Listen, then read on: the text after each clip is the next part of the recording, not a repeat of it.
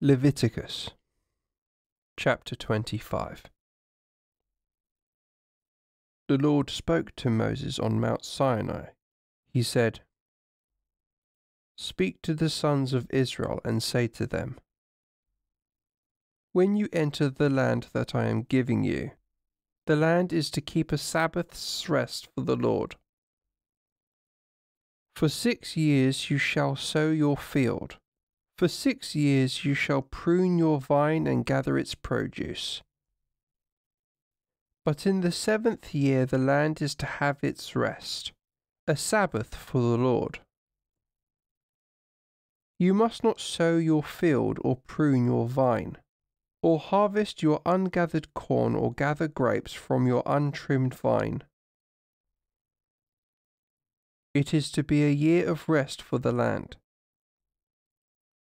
The Sabbath of the land will itself feed you and your servants, men and women, your hired labourer, your guest, and all who live with you. For your cattle too, and the animals on your land, all its produce will serve as food.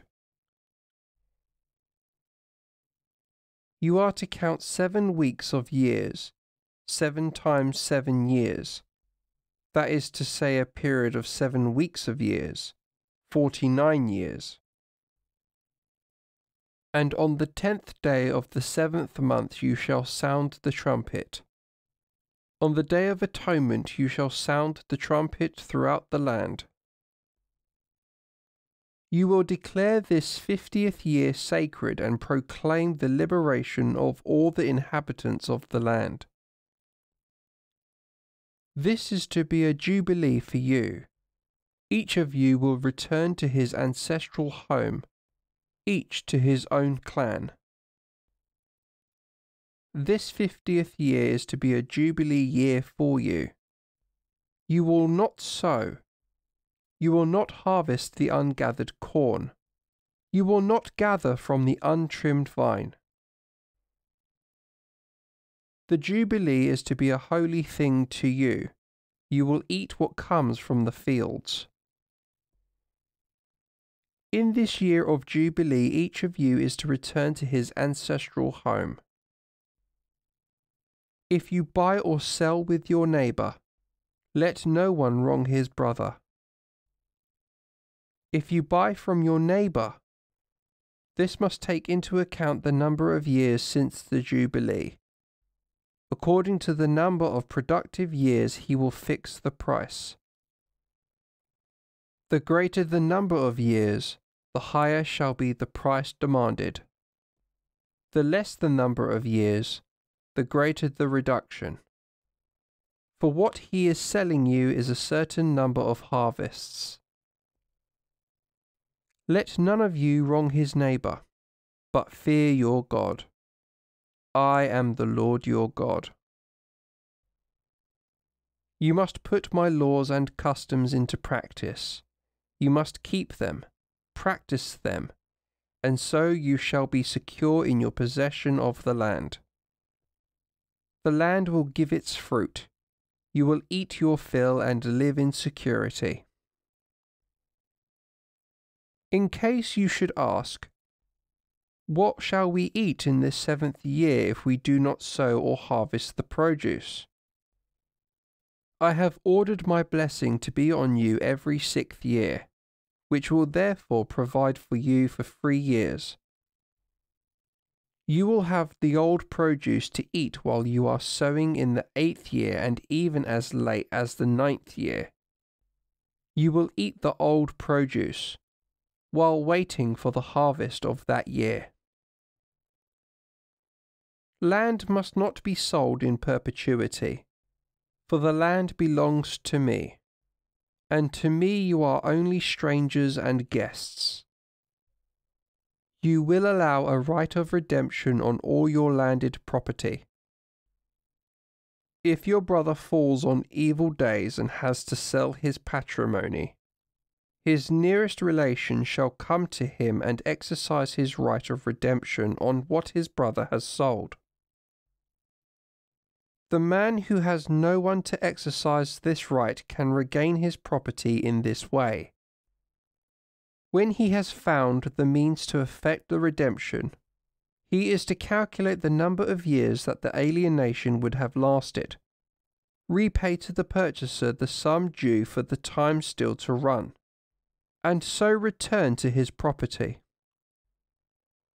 If he cannot find the sum for paying the compensation, the property sold shall remain in the possession of the purchaser until the Jubilee year. In the Jubilee year, the latter must relinquish it and return to his own property. If anyone sells a dwelling house that is in a walled town, he shall have the right of redemption until the expiry of the year following the sale. His right of redemption is limited to the year, and if the redemption has not been effected by the end of the year, this house in the town shall be the property of the purchaser and his descendants in perpetuity. He need not relinquish it at the Jubilee. But houses in villages not enclosed by walls will be considered as situated in the open country. They carry the right of redemption, and the purchaser must relinquish them at the Jubilee. As regards the towns of the Levites, any property in the towns possessed by them shall carry a perpetual right of redemption in their favour. If it is a Levite who is affected by the right of redemption, at the Jubilee he must come out of the property that was sold and return to his house, to the town in which he has a title to property. For the houses in the towns of the Levites are their property in the midst of the sons of Israel, and the arable land depending on these towns cannot be sold, for it is their property forever.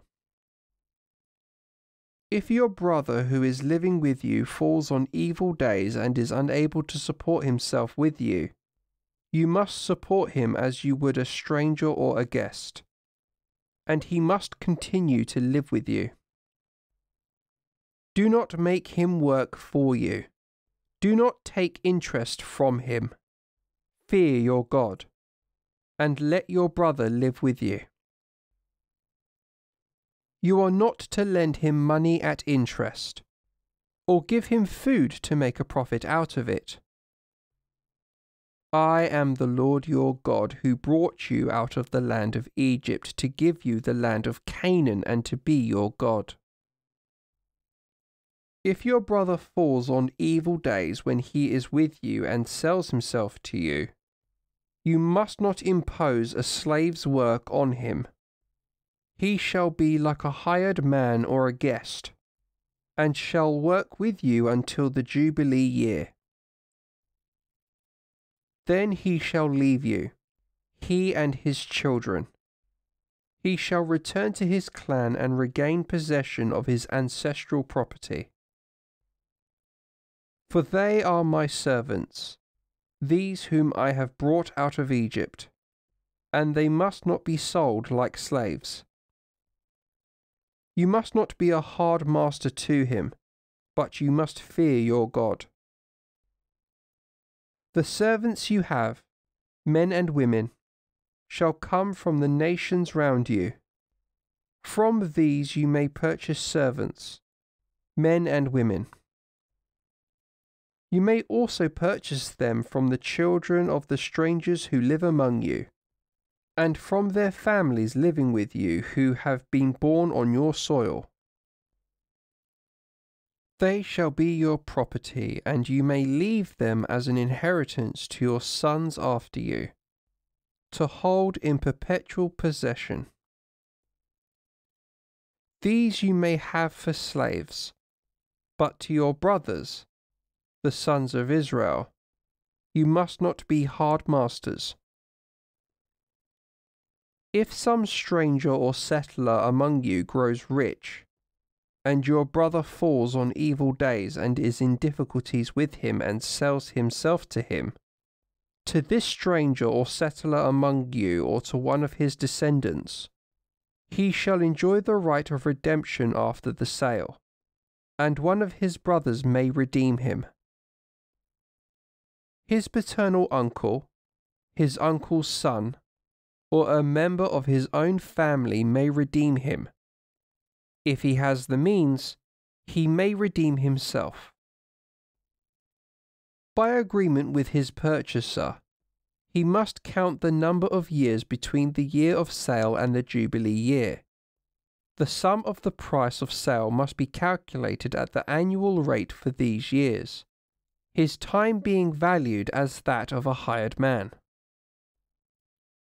If there are still many years to run, in proportion to their number he must refund part of his sale price as payment for his redemption. And if there are only a few years still to run before the Jubilee year, he must calculate in proportion to the number of these years what shall be refunded for his redemption, the calculation being made as if he were hired by the year. You must see that the man is not hardly dealt with. If he has not been redeemed in any of these ways, he shall go free in the Jubilee year, he and his children with him. For they are my servants, these sons of Israel. They are my servants whom I have brought out of the land of Egypt. I am the Lord your God.